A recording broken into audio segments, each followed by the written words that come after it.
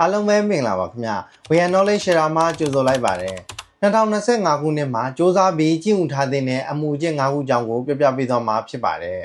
နံပါတ်1မိမိကိုချစ်ပါလူတိုင်းကတော့မွေးကြတဲ့ကကိုယ့်ကိုယ်သာအချစ်ဆုံးပါပဲဒါပေမဲ့ဒီနှစ်ကစပြီးတော့ကိုယ့်ကိုယ်သာပို့ပြီးချစ်လိုက်ပါ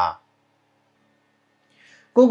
စနစ်တကျချစ်တဲ့သူတွေဟာကိုကျမ်းမာရေးကိုပို့ပြီးဂရုစိုက်ကြတယ်စိတ်ရောရုပ်ပါဒဏ်ရာရစေမဲ့အရာတွေကိုရှောင်ကျဉ်တယ်ကိုတံမိုးကိုပို့ပြီးမြမအောင်ကြိုးစားတယ်သူတစ်ပါးရဲ့အနှောက်အယှက်ကြောင့်ကိုဘဝကတိကအောက်ဖြစ်အောင်မနေကြပါဘူး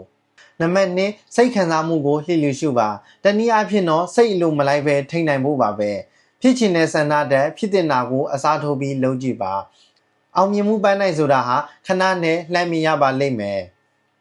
နံပါတ်3တနည်းတာအတွက်အ ਨੇ ဆုံးပညာတစ်ခုတော့လေးလံသင်ယူပါအတတ်ပညာရေလို့တော့မဆိုလိုပါဘူးအသိပညာအတတ်ပညာတစ်ခုခုကိုလေးလာသင်ယူဖို့ပါဘဝလမ်းမှာရက်မနေပဲဆက်သွားနေတဲ့သူတွေအတွက်သာခီးဆုံးထိရောက်တာပါပညာစခန်းအတွက်အမြဲတမ်းလမ်းဖွင့်ထားပါနံပါတ်4တင်းစိတ်ရဲ့လွတ်လပ်မှုကိုဦးစားပေးပါကျွန်တော်တို့နိုင်ဝါနေတဲ့ဇာကားလေးတစ်ခုရှိပါတယ်လူဘဝဆိုတာတူတူလေးရဲ့လို့ပြောလေးရှိကြပါတယ်ဒါဆိုဒီလိုတိုးတောင်းလုံးနဲ့လူဘွားတွေထဲမှာအချော့အနှောင်နဲ့ဘာလို့ရှင်သန်ကြမလဲဗျာသူတစ်ပါးကိုကိုယ့်ကြောင့်စိတ်ရောကိုယ်ပါမနှင်းနာစေပဲလွတ်လပ်မှုကိုရိုက်ဦးကြအောင်ဗျာနံပါတ်5 screen time ထက် real time မှာပို့ပြောပါယခုခေတ်ကာလမှာကျွန်တော်တို့အများစုဟာအသက်မွေးဝမ်းကြောင်းအတွက်လည်းမဟုတ်ပဲတင်ကြားသိမှုအတွက်လည်းမဟုတ်ဘဲနဲ့ screen time မှာပို့ပြီးအလုပ်ရှုပ်နေတတ်ကြပါတယ်